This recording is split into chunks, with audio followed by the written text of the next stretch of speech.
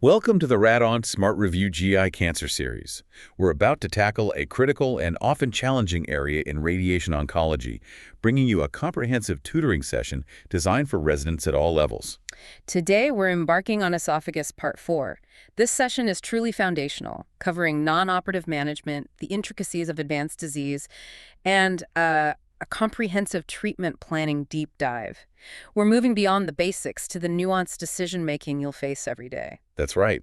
This is our capstone session on esophageal cancer, really integrating everything we've covered in this series into practical clinical decision-making. We've talked about the anatomy, the pathology, the initial staging, and the landmark trials that shaped our foundational knowledge.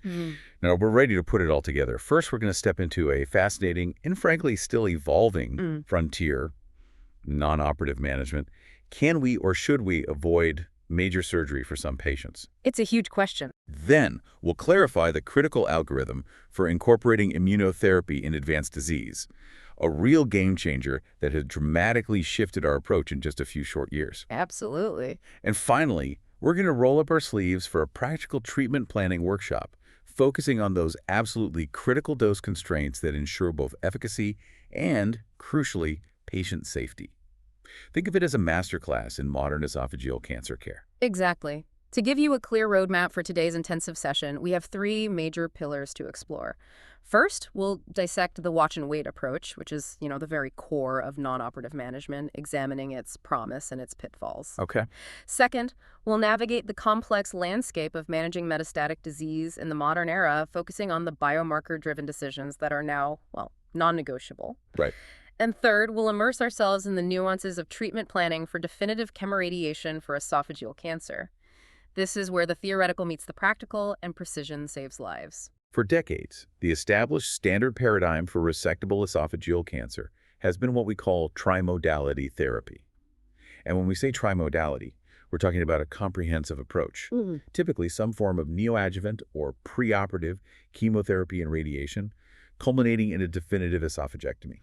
The full court press. Exactly. It's a robust, aggressive approach that has undeniably improved outcomes for many patients. However, as anyone who has cared for these patients knows intimately, esophagectomy is a monumental surgical undertaking. Oh, it's huge. It's not just a major procedure. It carries significant morbidity, meaning a high rate of complications, and unfortunately still a notable mortality rate, even in the best hands. This isn't just a number. It represents a substantial burden for patients, impacting their quality of life both short-term and often long-term. Imagine recovering for that. And that profound burden of surgery directly leads us to a crucial question that has been at the forefront of research for years. If a patient achieves what appears to be a complete clinical response to their initial neoadjuvant chemoradiation, can we, with confidence, safely omit that esophagectomy? That's the million-dollar question. It really is. This is the core concept we refer to as non-operative management, or NOM.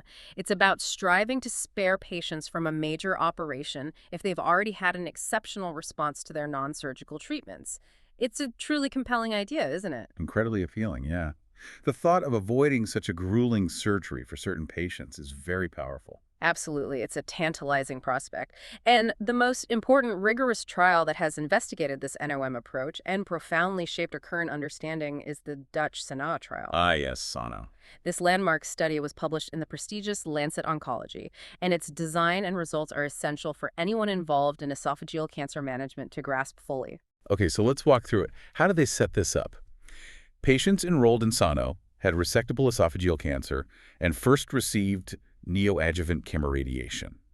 The regimen used was typically the cross regimen, which we've discussed in previous sessions. Right, a highly effective standard for localized esophageal cancer. Exactly. And here's where the nuance and the tension of the trial really begin.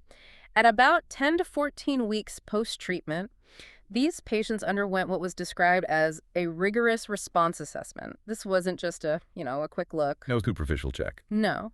It included a PET scan to check for metabolic activity, essentially looking for any lingering hotspots where active cancer cells might still be lurking. It also involved an EGD, an esophagogastroduodenoscopy. The scope. Right, the scope, where a small flexible tube with a camera is gently guided down the throat, allowing us to directly visualize and explore the lining of the esophagus. Think of it as a crucial internal reconnaissance mission to spot any suspicious areas. And most importantly, they took multiple biopsies from those suspicious areas to microscopically confirm the abscess of residual tumor. Wow, that's thorough. Very. This comprehensive approach was critical for determining who truly had a clinical complete response, or CCR. That's a crucial distinction. It highlights the challenge of identifying a true complete response without surgery, doesn't it? We're talking about a multimodal assessment. And even then, there's, well, a degree of uncertainty. Exactly. So only patients who achieved that meticulously determined clinical complete response were then randomized. This is key. They weren't just throwing everyone into NOM. They were selecting those who, by all appearances, had had the very best response to the initial chemoradiation. A highly selected group. Right. The randomization split them into two arms. Arm 1 was the active surveillance arm. In this group, patients were closely monitored with regular endoscopies and imaging, essentially committing to a watch-and-wait approach. Surgery was explicitly reserved only for if and when a locoregional regrowth was detected. Okay. Arm 2 was the standard surgery arm. These patients proceeded directly with their planned esophagectomy, which has historically been the standard of care after neoadjuvant therapy. The primary goal of the SANO trial was quite ambitious. They aimed to prove that active surveillance was non-inferior to standard surgery in terms of 2-year overall survival. Essentially, could we get similar survival without the scalpel? So everyone was, and still is, kind of on the edge of their seats regarding these results. What did the SANO trial actually find? And here's the critical takeaway. Unfortunately, the active surveillance arm did not meet the pre-specified boundary for non-inferiority. It is. This is a subtle but profoundly important statistical and clinical point. While the survival numbers weren't drastically different at first glance, 2-year overall survival was 70% in the surveillance arm versus 75% in the surgery arm. Only 5% difference. Right. But the confidence interval for that difference crossed the non-inferiority margin. What that means for us, clinically, is that we cannot definitively conclude that non-operative management is oncologically just as good as immediate surgery. It suggests that there might be a subtle but meaningful difference that we, as oncologists, cannot ignore, especially when aiming for curative intent. You've hit on the crucial nuance there. While a 5% difference might not seem massive to a casual observer, in oncology, particularly with non-inferiority trials, it carries significant weight. And speaking of risks, the major concern with NOM is certainly local regrowth. Yeah, that's the worry. This isn't just a theoretical worry. In the SANO trial, a substantial 48% of patients on active surveillance developed an isolated locoregional regrowth, almost half. 48%. Wow. That's a high rate, meaning nearly 1 in 2 patients who tried to avoid surgery ultimately developed a recurrence in the same area. This necessitates very careful consideration and open communication with patients about that risk. It means the watch and wait isn't passive. It's an active, high-stakes commitment to rigorous follow-up. Absolutely. And this is where the patient perspective becomes so important. Imagine the anxiety of knowing there's like a 50-50 chance the cancer could come back locally, requiring another intervention. Tough conversation. Very. The good news, however, and this is an important point for salvageability, is that most of these regrowths were detected early through that intense surveillance protocol and could indeed be salvaged with surgery. Okay, so it wasn't necessarily game over. Right. It wasn't necessarily a death sentence, but it certainly meant a delayed and potentially more complex operation for a large proportion of patients who initially hoped to avoid it entirely. And there was also a concerning, though not statistically significant, trend towards more distant metastases in the surveillance arm. Oh, interesting. Yeah. While not definitive, it does highlight another potential concern about microscopic disease, perhaps going untreated systemically if surgery is deferred, which is a significant unanswered question in this field. So if we bring it all together, our clinical pearl 1 from the SANO trial is this. Non-operative management is a feasible strategy that can spare many patients a major operation, offering the promise of avoiding a brutal surgery. That much is clear, and it's a powerful motivator. For sure. However, it comes at the significant cost of requiring intense, lifelong surveillance, and it carries a substantial risk of local regrowth, meaning many patients will still end up needing surgery, just delayed. Most importantly, it has not yet been definitively proven to be oncologically equivalent to standard surgery with immediate esophagectomy. That's the bottom line. For now, it remains an investigational approach, best offered only to highly selected, well-informed patients, and ideally within a clinical trial setting. It's not yet the standard of care we can broadly apply outside of these specific circumstances, and that distinction is paramount for your practice. That's a truly important distinction to make. It challenges a long-standing dogma, but the evidence, while promising for some, just isn't quite there for widespread adoption yet. Now let's shift gears completely and talk about the management of advanced and metastatic esophageal cancer, which is a different beast entirely. Right. When esophageal cancer is unresectable, meaning it can't be surgically removed with curative intent, or when it has already metastasized, meaning it's spread to distant sites in the body, beyond regional lymph nodes, systemic therapy becomes the absolute cornerstone of treatment. Palliative intent mostly, or trying to prolong life. Exactly. Our goal here transitions from curative intent to prolonging survival, controlling the disease, and managing symptoms, essentially converting it into a more chronic condition where possible. And in the modern era, decision-making for systemic therapy in this setting is heavily, and I mean heavily, driven by biomarkers. We no longer just throw a blanket chemotherapy regimen at every patient, hoping for the best. No, those days are gone. We rely on specific molecular tests to guide our choices, tailoring the treatment to the individual tumor's biological profile. For adenocarcinomas, which often arise in the distal esophagus or GE junction, you absolutely must test for HR2 status. How to check the HR2? This is crucial because HR2 amplification makes these tumors eligible for targeted therapy with anti-HR2 agents, a pathway that has revolutionized treatment for breast and gastric cancers. Exactly. And beyond HR2, for both adenocarcinoma and squamous cell carcinoma, the latter being more common in the mid to upper esophagus, you must also test for PD-L1 expression. PD-L1, okay. This typically reported as a combined positive score, or CPS, which quantifies the percentage of tumor cells and immune cells expressing the PD-L1 protein. Why is PD-L1 so important? Because it acts as a kind of cloaking device for cancer cells, allowing them to evade the immune system. The immune checkpoint. Precisely. Immunotherapy drugs, like pembrolizumab, are designed to block this interaction, essentially unmasking the cancer cells so your own immune system can attack them. It's a remarkable breakthrough in how we approach cancer treatment, harnessing the body's natural defenses. And the landmark trial that truly cemented and defined the role of first-line immunotherapy in this advanced or metastatic setting is KEYNOTE-590. KEYNOTE-590, yep. Essential trial. This was a phase 3 trial that randomized over 700 patients with previously untreated advanced esophageal or C or type 1 adenocarcinoma. The trial design was straightforward. Patients received standard chemotherapy, typically a platinum-based regimen like cisplatin and 5-FU, with either the immunotherapy drug pembrolizumab or a placebo. Chemo plus pembro versus chemo plus placebo. Exactly. The pivotal question was, does adding this new immunotherapy to standard chemotherapy actually provide a meaningful survival benefit, or is it just more toxicity? And the results were, frankly, impactful, fundamentally altering our standard of care and offering new hope for many patients. The benefit of adding pembrolizumab was most pronounced in patients with higher PD-L1 expression, particularly those with a CPS of 10 or greater. Okay, so that CPS cutoff is key. Very key. For patients with squamous cell carcinoma and a CPS of 10 or greater, adding pembrolizumab significantly improved median overall survival from about 9 months to an impressive 14 months. Wow, a 5-month improvement? That's huge in metastatic disease. It really is. Think about that. A 5-month improvement in median overall survival for advanced metastatic disease.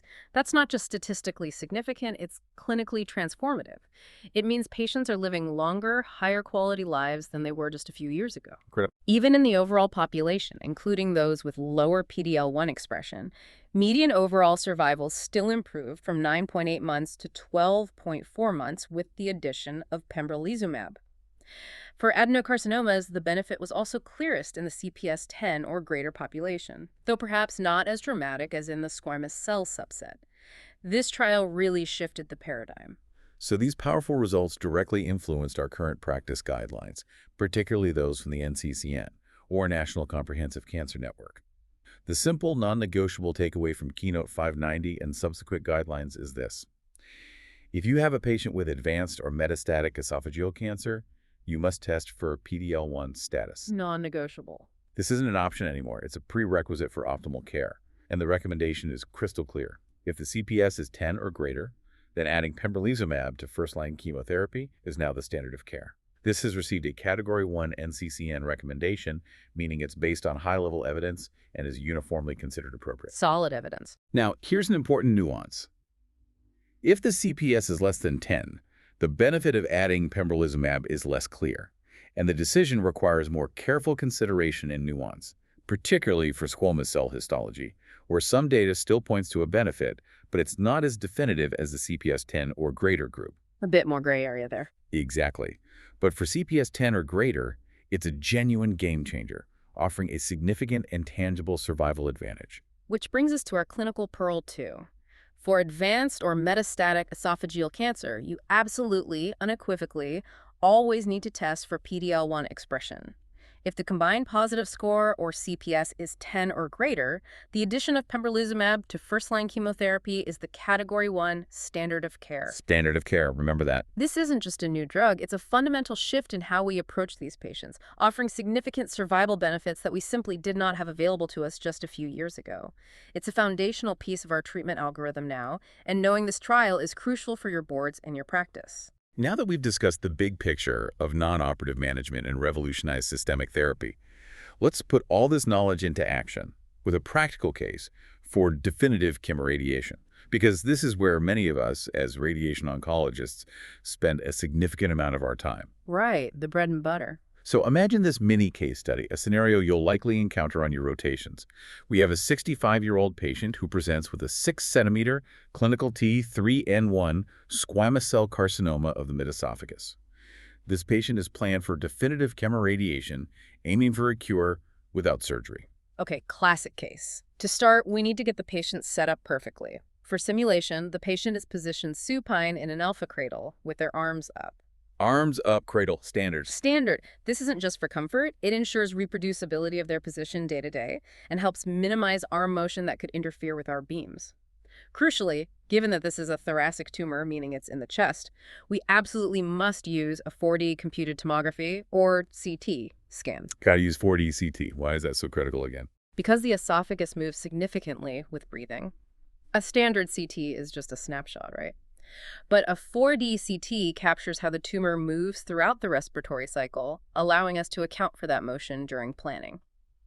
This is vital to ensure we hit our moving target accurately every day. Makes sense. Hit the target, not the air next to it. Exactly. Our prescription dose, based on the dose escalation trials we discussed last episode, will be 50.4 gray in 28 fractions, a common and highly effective dose for definitive treatment aiming for a cure.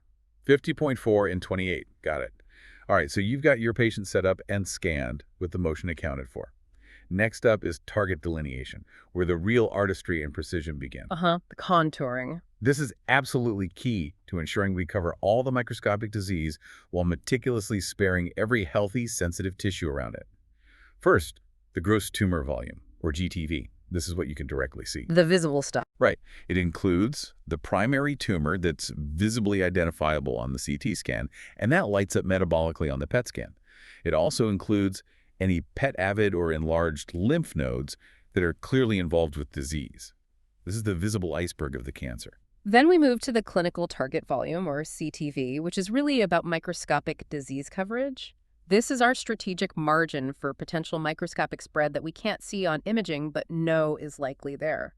The invisible shield around the tumor. That's a good way to put it. For the primary CTV, around the primary esophageal tumor, we expand the GTV by 3 to 4 centimeters superiorly and inferiorly along the long axis of the esophagus. 3 to 4 centimeters. That seems like a lot longitudinally. Why so generous? Great question. Because the esophagus we also add a smaller margin, 1 to 1.5 centimeters radially, to account for potential microscopic spread outwards into the surrounding tissues.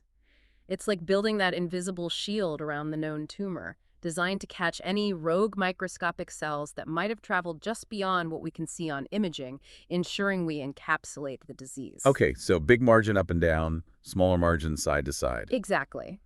This approach to structuring the CTV is based on expert consensus guidelines, like those published by Wu and colleagues, which synthesize years of clinical experience and anatomical understanding of esophageal cancer spread. And within this CTV, we must carefully carve out normal structures, right? Yeah. You don't just do a simple geometric expansion. Absolutely not. We call this a CTV to PTV trim, or sometimes a bone block for the vertebral bodies. We also sculpt away from the aorta, avoiding unnecessary irradiation of these vital structures that have no risk of microscopic disease spread. And most importantly, we carefully exclude the uninvolved lung and heart from the CTV. Makes sense. Don't treat what doesn't need treating. Exactly. You don't want to unnecessarily irradiate healthy organs that have no risk of microscopic disease, as that contributes to toxicity without improving tumor control. Okay, what about nodes? The nodal CTV. Right, the nodal CTV, which covers our elective nodal basins. This is where we proactively treat lymph node regions that are at high risk for microscopic spread, even if they don't appear involved on imaging. For our specific mid-esophageal case, the most important nodal basins to cover electively are the paraesophageal nodes, which run right alongside the esophagus, and the subcarinal nodes, which are inferior to the carina and important crossroads in the chest. Paraesophageal and subcarinal for mid-esophagus. Got it. These are common drainage pathways for mid-esophageal tumors. Now, for a useful memory aid on nodal coverage for different esophageal tumor locations, think of this mnemonic. Ooh, mnemonic. Love these. For upper third tumors, you must cover the upward nodes, meaning the bilateral supraclavicular nodes, as the lymphatic drainage can go quite high into the neck. Upper goes up. For lower third tumors, you must cover the lower nodes, meaning the celiac axis, as drainage can extend inferiorly into the abdomen. Lower goes lower. Nice and simple. Oh. Upper up, lower lower. It's a quick and easy way to remember those crucial elective fields that you absolutely cannot miss in your planning. That's a fantastic mnemonic. Definitely one to jot down.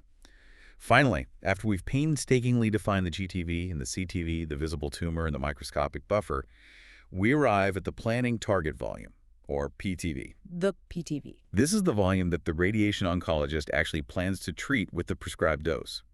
We add a 0.5 to 1 centimeter margin to the CTV to account for daily setup variations in patient positioning and any residual organ motion that wasn't perfectly captured or accounted for by the 4D CT scan. The practical margin for daily uncertainty. Exactly. It's the practical treatment volume, ensuring that even with slight daily shifts, our target always receives the full intended dose. It's the difference between hitting the bullseye every time and potentially missing the edge of the target. This brings us to organ at risk, or OAR, constraints, which I would argue is arguably the most important part of planning, almost as critical as hitting the tumor itself. Yeah, arguably more critical sometimes for long-term outcomes. I agree. Because while we're trying to cure the cancer, we must do so safely. Toxicity from radiation can be life-threatening and can significantly impact a patient's long-term survival and quality of life, sometimes more than the cancer itself. For our primary goals and guidance here, we refer to the Corsair International Consensus publication, which provides excellent evidence-based recommendations that guide our daily practice. Corsair guidelines. Good reference. These aren't just arbitrary numbers. They are derived from years of research into what causes complications. And when we talk about OARs in the chest, the heart and lungs are truly the big ones, aren't they? They really are. For the heart, cardiac toxicity is a major cause of non-cancer death after thoracic radiation. This isn't just about acute effects like pericarditis. It's about late effects like pericardial effusions, accelerated coronary artery disease, and even heart failure years down the line. Scary stuff long term. It is. It's a silent long-term impact that can severely shorten a patient's life after they've been cured of their cancer. So heart sparing is absolutely critical. The Corsair recommended goal is to keep the mean heart dose less than 26 to 30 gray. Additionally, we aim for the volume of the heart receiving 30 gray, or V30, to be less than 30%. Mean heart dose less than 30, V30, less than 30%. Okay. Supporting evidence from trials like the KALGB 803 trial found that a heart V30 greater than 21% was associated with worse overall survival. That's why modern practice aims to be much stricter than some of the older trials. We've learned through hard lessons how important this really is for our patients' entire lifespan. Absolutely. Mm-hmm. And then the lungs. What are the key constraints there? Right, the lungs. Radiation pneumonitis is another serious, potentially life-threatening risk that can severely impact a patient's quality of life, leading to debilitating shortness of breath and respiratory issues, sometimes permanently. For the lungs, the Corsair recommended goal is a mean lung dose less than 20 gray, and the volume of the lung receiving 20 gray, or V20, to be less than 28 to 30%. Mean lung less than 20, V20 less than 30%. Similar structure to the heart goals. Exactly. The KALGB trial also found that a lung V10, meaning the volume receiving 10 gray, greater than 41%, was a poor prognostic factor. The less low-dose bath to the lungs, meaning the less healthy lung tissue that receives even a small amount of radiation, the better the outcome for the patient. Think of it as minimizing the collateral damage. Makes sense. Avoid that low-dose wash if possible. And finally, a non-negotiable constraint that must always be respected. The maximum dose to the spinal cord must always be kept below 45 gray to prevent myelopathy, which is a devastating, irreversible neurological complication that can lead to paralysis. Cord max less than 45. Always. Always. Respecting these OAR constraints is absolutely essential for the safe delivery of treatment and for minimizing severe, life-altering side effects. You can cure the cancer, but if you severely harm the patient in the process, is it truly a success? That's a powerful closing thought for planning. So wrapping up our practical planning session and leading into our final clinical Pearl 3. In esophageal radiation planning, always remember the importance of generous CTV margins, particularly that 3 to 4 centimeters craniocaudal expansion due to the unique lymphatic spread of esophageal cancer. Those hidden highways. Right. And then, strictly adhere to your heart and lung OAR constraints. For the heart, aim for a mean heart dose less than 30 gray and a V30 less than 30%. For the lungs, target a mean lung dose less than 20 gray and a V20 less than 30%. These constraints are paramount to ensuring both treatment efficacy and, most importantly, patient safety and long-term quality of life. They are your guiding principles for delivering safe, effective radiation. All right, let's test your knowledge with our board blitz section. This is designed to help solidify these concepts in a high-stakes board-style format. I'll present a classic board-style case. Pause, think through your answer, and then we'll break it down together. Ready to put those pearls to the test. Case 1. What expansion should be placed on the proximal edge of a primary tumor GTV when creating a CTV for a clinical T3N0 esophageal cancer? A, 0.5 centimeters, B, 2.0 centimeters, C, 3.5 centimeters, D, 5.0 centimeters. Okay. Proximal edge expansion for CTV, we just talked about this, thinking about those longitudinal lymphatics. C, 3.5 centimeters, seems right in that 3 to 4 centimeter range. You got it. The best answer is C, 3.5 centimeters. This is a classic board question that gets at the anatomical nuances of esophageal cancer spread that we just discussed. The rich longitudinal submucosal lymphatics of the esophagus necessitate generous craniocaudal margins. Cancer cells can travel surprisingly far up and down these lymphatic channels, even when not visible on scans. Consensus guidelines and clinical practice strongly recommend a 3 to 4 centimeter margin superior and inferior to the GTV to adequately cover that potential microscopic spread.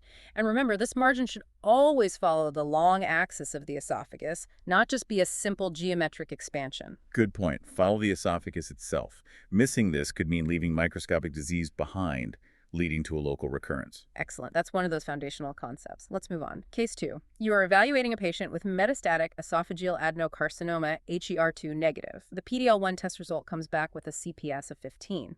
What is the most appropriate first-line systemic therapy recommendation? A, chemotherapy alone with FOL-FOXB, pembrolizumab alone. C, chemotherapy with cisplatin and 5-FU plus pembrolizumab. D, palliative radiation only. Okay, metastatic adeno HER2 neg, but CPS is 15. That's above the 10 cutoff we discussed from Keynote 590. So it should be chemo plus pembrolizumab. That looks like option C. Exactly right. The best answer here is C. This question directly tests your knowledge of the Keynote 590 trial and current NCCN guidelines, a truly high-yield topic. Based on the robust data from Keynote 590, patients with a PD-L1 CPS of 10 or greater derive a significant, clinically meaningful survival benefit from the addition of pembrolizumab to first-line platinum-based chemotherapy, such as cisplatin and 5-FU. Is category 1. It is. This isn't just an option, it's now a Category 1 NCCN recommendation, making it the clear and undisputed choice for first-line systemic therapy in this specific scenario. Monotherapy with pembrolizumab or chemotherapy alone would not be considered standard of care for a CPS of 15, as you'd be missing out on a significant survival advantage that this combination offers. Makes perfect sense. All right, last one for the board blitz, and this one ties into the impact of our planning techniques. Case 3. For a GE junction adenocarcinoma, sparing of which organ using IMRT or intensity modulator radiation therapy can provide a survival benefit? A, stomach. B, liver. C, kidney. D, heart. Survival benefit from sparing an organ with IMRT for GE junction. We talked a lot about heart toxicity being a major issue long-term and how IMRT helps spare it. So I'm leaning towards D, the heart. Spot on again. The best answer is D, the heart. This question highlights the profound impact of modern radiation techniques like IMRT on long-term patient outcomes, going beyond just cancer control to overall survival. Several modern analyses, including a large study based on SEER data of vast cancer registry, have consistently shown that the use of IMRT for esophageal and GE junction cancers is associated with significantly lower cardiac mortality when compared to older techniques like 3D conformal radiation therapy. So the tech really matters for survival here. It really does. The unique ability of IMRT to shape the dose, conform it much more tightly around the target volume, and crucially, reduce high-dose volumes to critical organs like the heart is a key technical advantage that directly translates into a survival benefit by mitigating those serious late cardiac events that we talked about earlier. It's a testament to how dosimetric improvements can profoundly impact a patient's entire lifespan, not just the period immediately following treatment. Wow. Great board blitz. Yeah. Really ties things together. It's clear from our discussion today that esophageal cancer management is evolving rapidly, and it's truly an exciting time to be in the field of radiation oncology. Non-operative management, or NOM, represents a significant area of current investigation and ongoing clinical discussion. It's certainly on the frontier of patient-centered care. Absolutely. While NOM offers the tantalizing promise of sparing many patients a major morbid surgery, the high local regrowth rates observed in trials like SANO, coupled with the fact that it hasn't yet proven oncologically equivalent to surgical resection, means it's still, a controversial path. It is. Requires careful selection. For now, it's typically reserved for highly selected patients within the context of clinical trials. It fundamentally challenges the long-standing surgical paradigm, and we're still diligently collecting the long-term data to fully understand its ultimate role. It speaks to the constant tension between minimizing treatment burden and maximizing oncologic control. And then the integration of immunotherapy, guided by PD-L1 status, has truly revolutionized the systemic treatment of advanced disease. It's no exaggeration to say that this has offered meaningful survival improvements that we simply did not have just a few short years ago, shifting the landscape for our patients with metastatic disease from a purely palliative approach to one with true survival extension. Yeah, a massive shift.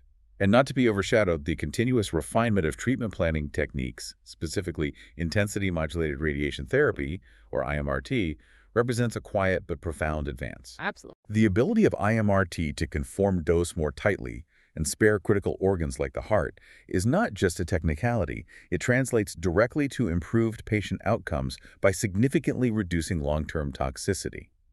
These advances, combined with a deep, nuanced understanding of patient selection, are what truly define modern radiation oncology. Well said. It's about leveraging every tool in our arsenal to maximize both efficacy and patient safety, ensuring a patient's life is prolonged and that their quality of life is preserved. So to recap today's key points for mastering esophageal cancer management. Non-operative management is a promising but still investigational strategy with a high rate of local regrowth, requiring intense surveillance if pursued.